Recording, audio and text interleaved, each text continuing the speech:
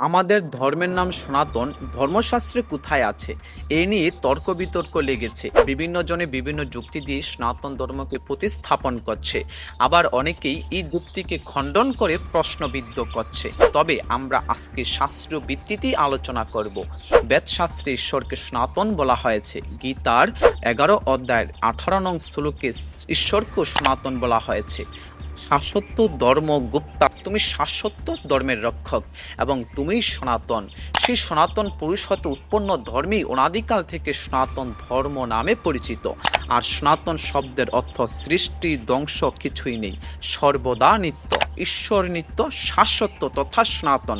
সূর্য যেখানে বিরাজমান সেখানে যেমন আলো বিরাজমান, আগুন যেখানে বিরাজমান সেখানে যেমন তাপ বিরাজমান, ঠিক তদ্রূপ ঈশ্বর যেখানে বিরাজমান সেখানে সনাতন ধর্ম বিরাজমান। ঈশ্বরের যেমন বিনাশ নেই তেমনি সনাতন ধর্মের ধ্বংসও নেই। গীতার এই শ্লোকের সাথে সাথে শাস্ত্রে একাধিক স্থানে আমাদের ধর্মের নাম সনাতন বলা হয়েছে। যেমন শিব মহাপুরাণের বায়বীয় সংহিতার উত্তরখণ্ডের 10ম অধ্যায়ের 30 নং শ্লোকে শিব বলছেন, হে সুরেশ্বরী পার্বতী, আমার দ্বারা প্রকাশিত যে ধর্ম রয়েছে তা 4 পদযুক্ত, যাদের নাম জ্ঞান, ক্রিয়া, চর্চা ও যোগ।